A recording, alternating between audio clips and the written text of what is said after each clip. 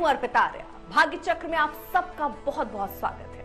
आज के इस विशेष कार्यक्रम में हम आपको बताएंगे वैवाहिक जीवन का संबंध किन ग्रहों से है, कैसे वैवाहिक जीवन को सुखद बनाएं, किन ग्रहों की वजह से मैरिड लाइफ में परेशानियां आती हैं, वैवाहिक जीवन में आ रही परेशानियों को दूर करने के उपाय क्या है, किन राशि वालों की मैरिड लाइफ कैसी होती है, इन सब पर विशेष चर्चा के लिए हमारे साथ हैं पंडित शैलेंद्र पांडे जी। पंडित जी बहुत बहुत स्वागत है आपका। नमस्कार। तो आज आपके मन में जो भी प्रश्न विवाह को लेकर उठ रहे होंगे या उसमें आ रही बाधाओं या दिक्कतों को लेकर उठ रहे होंगे, उनके निदान की कोशिश हम इस शो में करने वाले हैं। और पहले सवाल के साथ शुरुआत करेंगे पंडित जी कि विवाह की सफलता के पीछे किन ग्रहों की भूमिका होती है? अर्पिता, ज्योतिष ये मानता है कि जीवन के हर पक्ष पर ग्रहों का प्रभाव होता है। अगर हम विवाह की बात करें कि आपका विवाह होता कैसे है और वैवाहिक जीवन सफल कैसे होता है, तो विवाह होने के पीछे मुख्य रूप से दो आचार्य जिम्मेदार होते हैं, आचार्य शुक्र और आचार्य बृहस्पति। शुक्र, जिसको इंग्लिश में वेनस कहते हैं, ये सर्वाधिक महत्वपूर्ण ग्रह होता है विवाह के लिए भी और विवाह की सफलता के लिए भी। विवाह की सफलता के लिए शुक्र और चंद्रमा दोनों जिम्मेदार होते हैं, क्योंकि शुक्र होता है भावनाओं का स्वामी और चंद्रमा होता है मन का मालिक। विवाह के पीछे जो मुख्य चीज होती है वो होती है आपकी भावनाएं और आपका मन। लड़के और लड़की की जो राशियां हैं, वर और वधू की जो राशियां हैं, ये मुख्य रूप से विवाह को सफल बनाती हैं। तो इसलिए ये देखा गया है कि जब कुंडली हम मिलाते हैं तो दोनों की राशियां मिलाते हैं कि दोनों में ग्रह मैत्री कितनी है, क्योंकि राशियों के हिसाब से ये पता चलता है कि उनका मन कैसा है और जैसा मन होगा उसी हिसाब से उनके जीवन में उनका तालमेल भी रहेगा। इसीलिए हम ये देखते हैं कि लड़के और लड़की के बीच में राशियों की जो कंपैटिबिलिटी है, राशियों का जो मामला है, वो कुल मिला के कैसा है। बिल्कुल। और क्योंकि जैसा आप बता रहे हैं राशियों को मेल कराया जाता है, उसके बाद देखा जाता है कि वर और वधू एक साथ रह पाएंगे, जीवन बिता पाएंगे या नहीं। लेकिन कई बार पंडित जी ऐसा होता है कि वर वधू साथ में होते हैं, उनके राशियां भी मैच कर रही हैं, कुंडली जिसको पॉइंट्स कहते हैं 34 वो मिल रहे हैं लक्षण, वो सब होने के बावजूद लड़ाइयां होती हैं, रिश्ता सही नहीं चलता, उसके पीछे की क्या वजह है? देखिए अर्पिता, होता ये है कि जब आप केवल गुण से कुंडली मिलाते हैं कि 36 गुण हैं, 18 मिल रहे हैं तो शादी कर दो, ये एक बहुत पुरानी प्रैक्टिस है जो आज नहीं मानी जाती है। यानी आज केवल गुण मिलाने को विवाह का मिलाना नहीं मानते हैं। अब अगर आपको कुंडली मिलानी है तो केवल गुण के आधार पर कुंडली नहीं मिलाएंगे, आपको लड़के और लड़की के ग्रहों को भी देखना होगा और साथ में एक कुंडली होती है जिसे नवमांश कहते हैं, उसके हिसाब से आप विवाह को पूरी तरह से जान सकते हैं। तो ऐसी स्थिति में नवमांश मिला करके हम ये जानते हैं कि दोनों का वैवाहिक जीवन कैसा रहेगा। केवल गुण मिला करके आप विवाह के मिलाने को सही नहीं समझ सकते, ये बात आप जरूर जान लीजिए। अगर बात नाराजगी की हो पंडित जी, कई बार नाराजगियां बहुत लंबे वक्त तक चलती है या खटपट या नाराजगी बहुत जल्दी हो जाती है, और अगर ऐसा है रिश्ते में तो क्या उपाय करने चाहिए? अर्पिता, नाराजगी से ही बात शुरू होती है और कभी कभी वहां से बात बढ़ते बढ़ते शादी टूटने की नौबत आ जाती है। इसलिए जब बात नाराजगी की हो तो उसी लेवल पे उसको सुलझा लेना चाहिए। नाराजगी कभी कभी हो पति पत्नी के बीच में, उसमें कोई बुराई नहीं है, कभी कभी नाराजगी हो सकती है। लेकिन अगर रेगुलरली नाराजगी रहती है, पति पत्नी में रोज नाराजगी रहती है, तो मामला गंभीर है। और अगर रोज नाराजगी होगी तो इससे वैवाहिक जीवन सुखी नहीं होगा, इसकी वजह से वैवाहिक जीवन में दिक्कतें आएंगी। रोज रोज नाराजगी तब पैदा होती है जब ग्रह मैत्री की कमी होती है और तत्वों की समस्या होती है। लड़के और लड़की के बीच में अगर ग्रहों की मित्रता नहीं है तो छोटी छोटी बात पर एक दूसरे से नाराज होंगे, छोटी छोटी बातों पर विवाद होंगे। और अगर तत्वों की समस्या हो, मान लिया लड़की की राशि है अग्नि तत्व की, लड़के की राशि है जल तत्व की, तो दोनों में अग्नि और जल में मेलापक नहीं होगा। तो ऐसी स्थिति में भी तालमेल में दिक्कतें पैदा होती हैं। अब ऐसा हो सकता है कि पति पत्नी के बीच में पत्नी बार बार नाराज हो जाती है। अगर पत्नी बार बार नाराज हो जाती है तो पति नियमित रूप से सूर्य को जल दें और सूर्य को जल देने के बाद ही सुबह अन्न ग्रहण करें, ऐसा एक नियम पतिदेव बना लें, नाराजगी का पाठ कम हो जाएगा।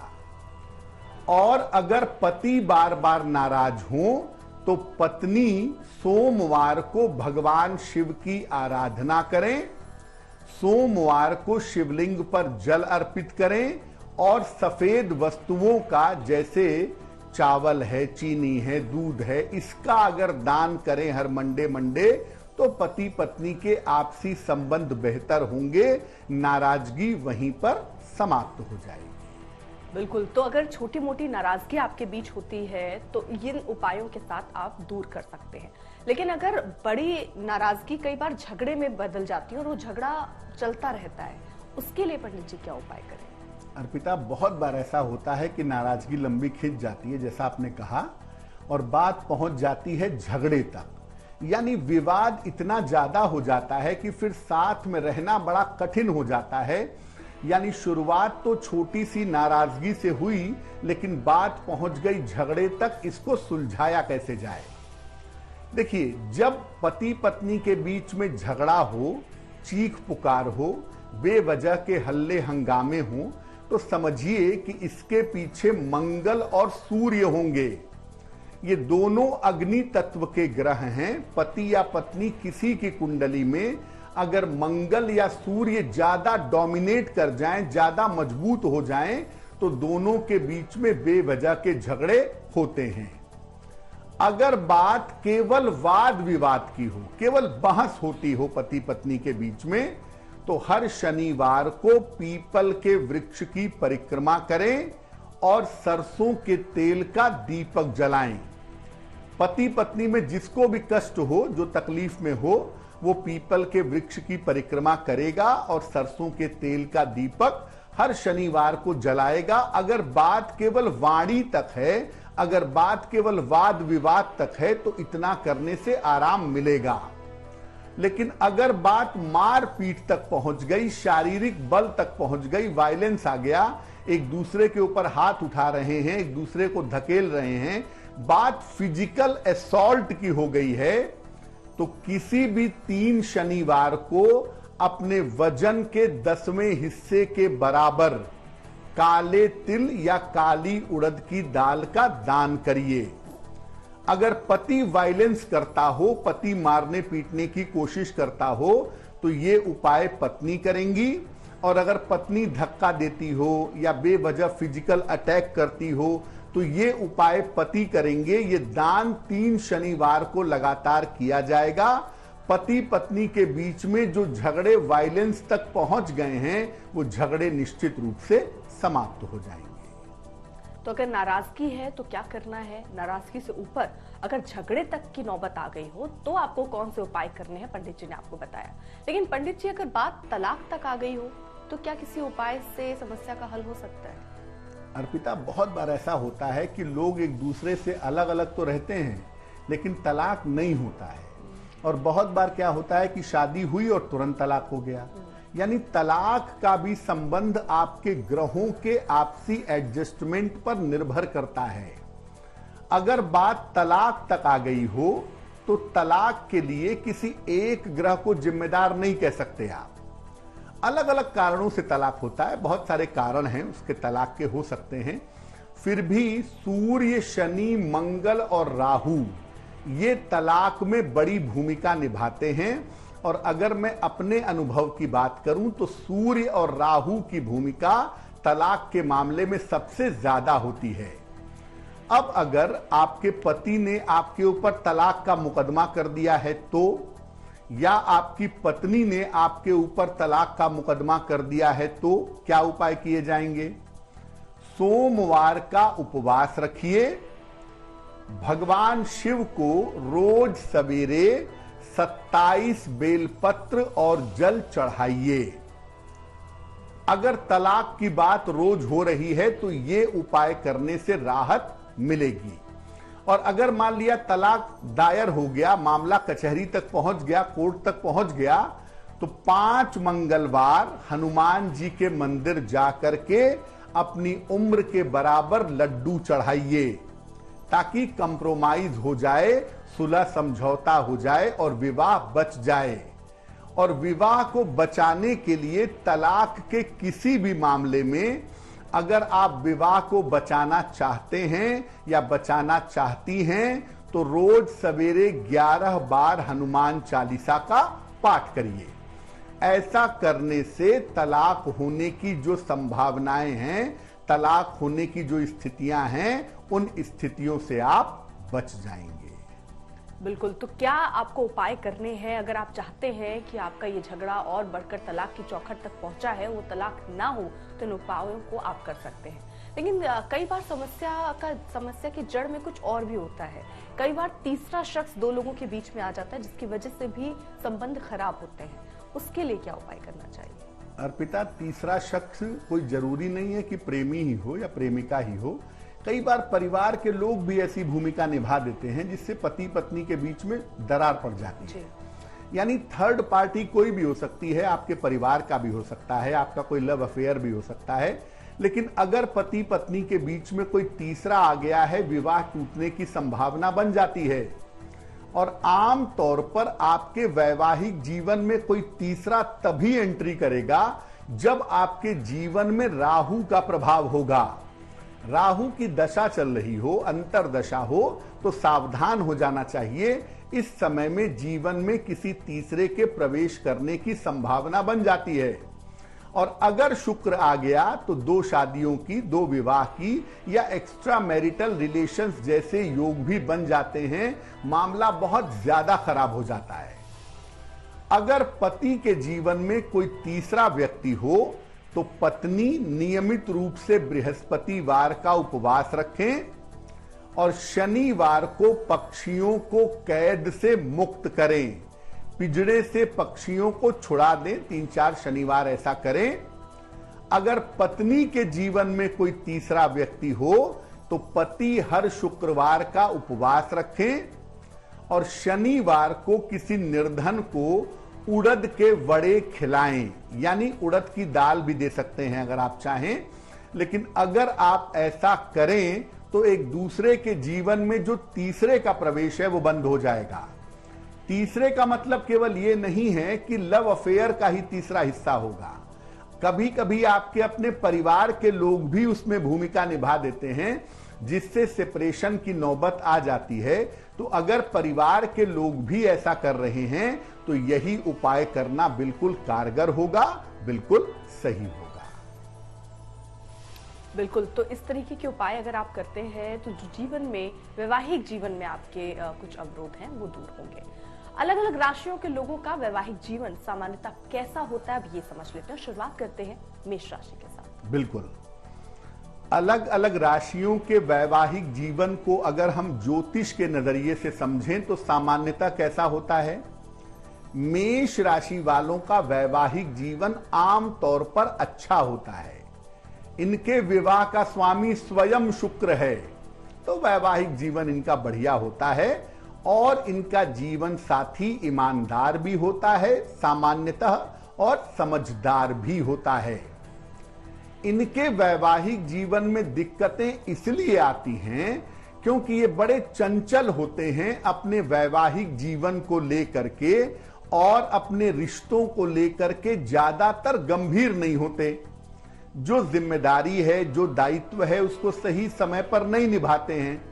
इस वजह से वैवाहिक जीवन में इनके समस्याएं अवश्य आ सकती हैं। लेकिन नॉर्मली अगर हम देखें, सामान्य रूप से हम देखें, तो मेष राशि वालों का वैवाहिक जीवन अच्छा होता है। बिल्कुल। तो अब आगे बढ़ते हैं, वृष राशि की बात करते हैं पंडित जी। बिल्कुल। अगर हम वृषभ राशि की बात करें तो इनका वैवाहिक जीवन एवरेज होता है, औसत। विवाह का स्वामी मंगल और जैसे मंगल कभी ऊपर कभी नीचे होता रहता है, तो वृषभ राशि वालों का वैवाहिक जीवन भी कभी ऊपर कभी नीचे होता रहता है। वैवाहिक जीवन इनका एवरेज होता है। इनका जीवन साथी इनसे प्रेम तो करता है, लेकिन वैचारिक तौर पर अलग होता है। वृषभ वालों की जो पत्नियां हैं या वृषभ वालों के जो पति हैं, अक्सर वो प्रेम करेंगे, अटैचमेंट होगा, लेकिन वो ज्यादा बुद्धिमान होंगे या कम बुद्धिमान होंगे। तो मेंटल लेवल इनका अपने पति पत्नी के साथ नहीं मिलता है। इनके वैवाहिक जीवन में समस्या आती है इनकी सेंसिटिविटी की वजह से। ये बड़े ज्यादा संवेदनशील होते हैं, छोटी छोटी बातें इनको पिंच करती हैं, परेशान करती हैं, और इनके ईगो पे बहुत जल्दी ठेस लगती है। इनको छोटी सी बात बहुत ज्यादा बुरी लग जाती है, लंबे समय तक खींचते हैं उस बात को, इस चक्कर में दिक्कत होती है। थोड़ा सा इस पक्ष पे ध्यान दीजिए, छोटी बातों को बड़ा मत बनाइए। वैवाहिक जीवन आपका एवरेज है, अगर सेंसिटिविटी थोड़ी कम करें तो और भी ज्यादा बेहतर होगा। बिल्कुल, तो ये दो राशियां जिनके बारे में हमने आपको बताया कि क्या उपाय आपको करने हैं और क्या करना है जिससे आपका वैवाहिक जीवन और अच्छा बीते। अब आगे बढ़ते मिथुन राशि की बात करते हैं पंडित जी। मिथुन राशि वाले अगर वैवाहिक जीवन को अपने देखें तो इनका वैवाहिक जीवन साधारण होता है, एवरेज से भी थोड़ा नीचे होता है। उतार चढ़ाव बहुत होते हैं, कभी जीवन साथी के साथ संबंध बहुत अच्छे होते हैं और कभी जीवन साथी के साथ संबंध बहुत खराब होते हैं। थोड़े बहुत उतार चढ़ाव के साथ खींचते खांचते वैवाहिक जीवन चलता है, हम इसे एवरेज से थोड़ा नीचे ही कहेंगे। इनका जो जीवन साथी होता है, मिथुन वालों की जो पत्नी है या जो पति हैं, वो अक्सर बड़े अहंकारी होते हैं, इगोइस्टिक होते हैं। मिथुन वाले भी कम इगोइस्टिक नहीं होते हैं, लेकिन इनको जीवन साथी भी कभी कभी इगोइस्टिक मिलता है, और उस अहंकार की वजह से, उस ईगो की वजह से इनके वैवाहिक जीवन में प्रॉब्लम पैदा होती है। बिल्कुल, और देखिए अब बहुत सारे ऐसे हमारे दर्शक होंगे जिनके मन में बहुत सारे सवाल होंगे, और अब वक्त हो गया है सवालों का। पंडित जी किसका सवाल ले रहे हैं? जी, आज का पहला प्रश्न हमें विनीता जी ने लिखा है, अहमदाबाद से लिखती हैं। विनीता जी की जन्म तारीख है 20 नवंबर सन 1990, जन्म का समय है रात के लगभग 9 बजे और जन्म स्थान है अहमदाबाद। विनीता जी पूछ रही हैं कि मेरा विवाह होने की संभावना क्या है और मेरा वैवाहिक जीवन कैसा रहेगा। विनीता जी, आपकी कुंडली के हिसाब से आपके विवाह होने का योग साल 2024 में बनता है, फरवरी के बाद। फरवरी 2024 से अगस्त 2024 के बीच में एक अच्छा समय आ रहा है, जिस समय में आपका विवाह निश्चित रूप से होगा और आपका वैवाहिक जीवन कुल मिला जुला के अच्छा रहेगा। इस कुंडली में स्वास्थ्य की स्थिति बहुत अच्छी नहीं है, तो हम कोशिश करेंगे ऐसे उपाय करने की जिससे आपका स्वास्थ्य थोड़ा बेहतर हो सके। एक पन्ना बनवा करके अगर आप पहन लें, लगभग 6 से 8 रत्ती का पन्ना, चांदी की अंगूठी में, दाहिने हाथ की सबसे छोटी उंगली में, बुधवार की शाम को पन्ना पहनने से आपको लाभ होगा। और दूसरा काम करें, सुबह शाम दोनों समय 108 बार नमः शिवाय का जप करें तो आपके लिए बहुत शुभ रहेगा। बिल्कुल, तो ये आपके सवाल जो हम बीच बीच में शो में ले रहे हैं ताकि आपकी जो शंकाएं हैं वो भी हम दूर कर सकें। और हम बात कर रहे थे राशियों की कि राशियों के हिसाब से उनका वैवाहिक जीवन कैसा होगा। अब आगे बढ़ते हैं, कर्क राशि की बात करते हैं। जी, कर्क राशि। कर्क राशि अर्पिता बहुत ज्यादा इमोशनल, बहुत ज्यादा सेंटिमेंटल और बहुत ज्यादा भावुक राशि है। अगर हम कर्क वालों की बात करें तो कर्क राशि वालों का वैवाहिक जीवन सामान्यतः बहुत अच्छा नहीं होता। सप्तम भाव का स्वामी अष्टम भाव का स्वामी भी है शनि, इसीलिए इनका वैवाहिक जीवन बहुत अच्छा नहीं होता।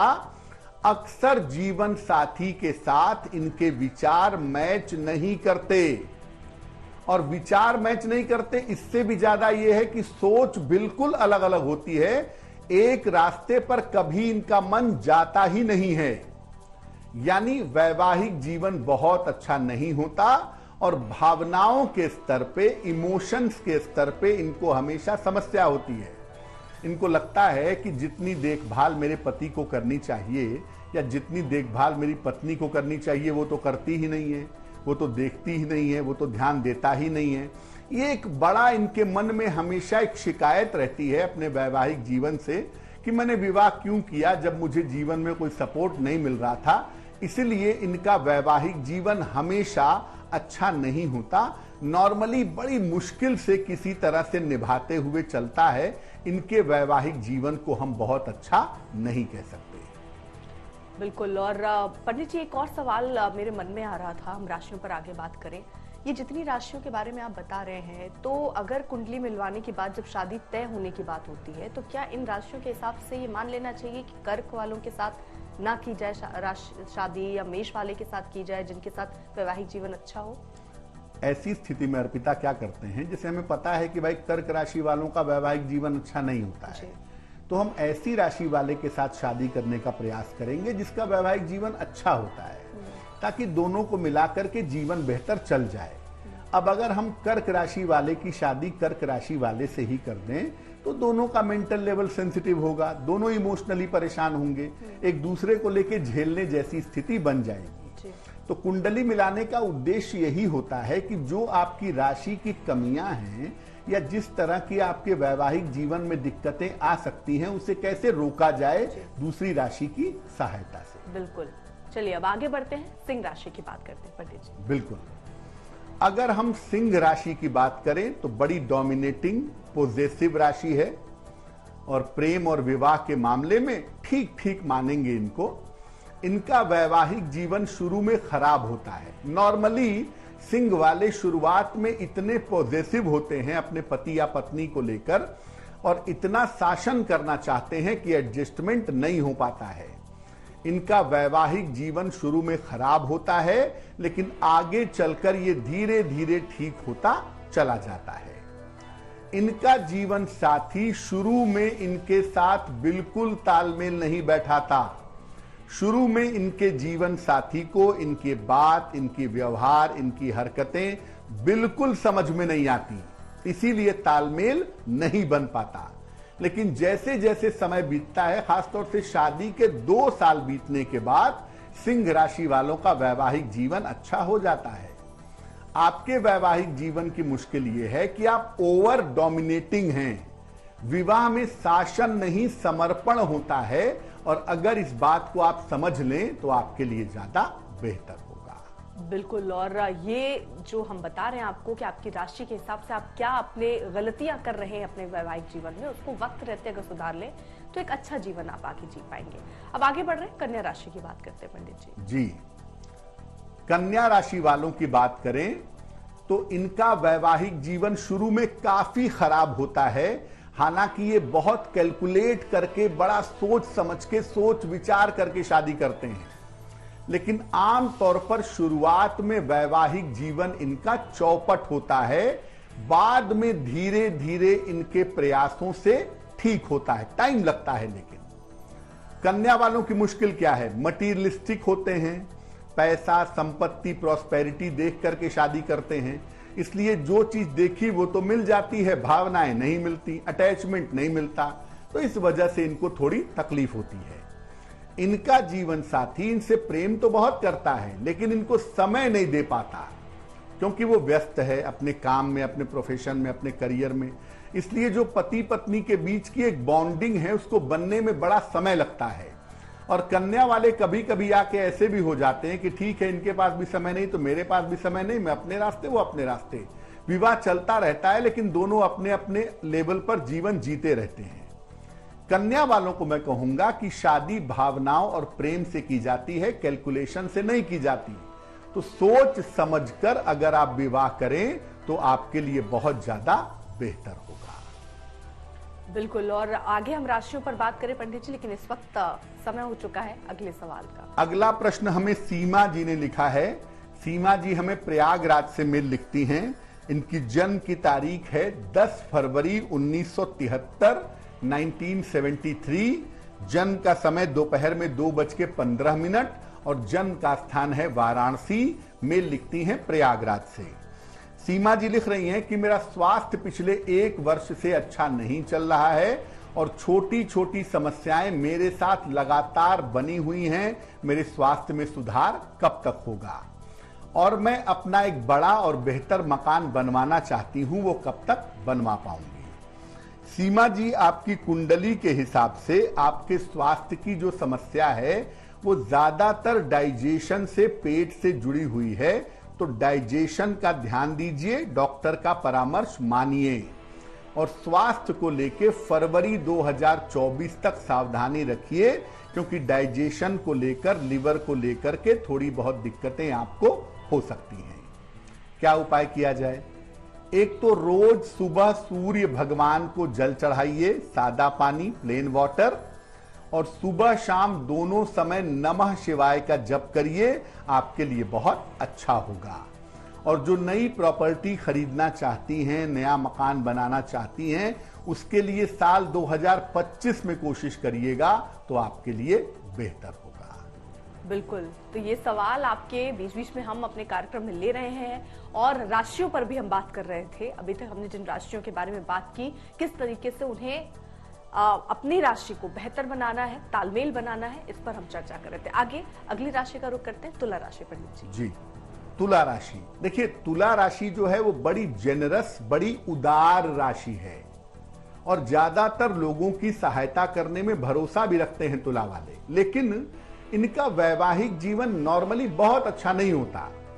ये भटकते रहते हैं, इधर उधर प्रेम इनको होता रहता है, या इधर उधर भटक जाते हैं इनके चक्कर में, उनके चक्कर में, या ये चाहते हैं कि मेरे ऊपर कोई दबाव ना हो, मेरे ऊपर कोई बंधन ना हो। इस स्वतंत्र रहने की आदत से भी इनको समस्या होती है। इनका जीवन साथी आम तौर पर चीजों के साथ अच्छा तालमेल बैठा लेता है। तुला वालों को जो जीवन साथी मिलता है, जो पति मिलता है या जो पत्नी मिलती है, वो आम तौर पर अच्छी होती है। वो हर स्थिति परिस्थिति में एडजस्टमेंट कर लेती है, तो जीवन बेहतर तरीके से चल जाता है। लेकिन तुला वालों को अपने वैवाहिक जीवन में थोड़ा ईमानदार रहने की जरूरत है। आपके वैवाहिक जीवन में किसी तीसरे का प्रवेश ना हो, इसका ध्यान बनाए रखना भी आपके लिए बहुत जरूरी है।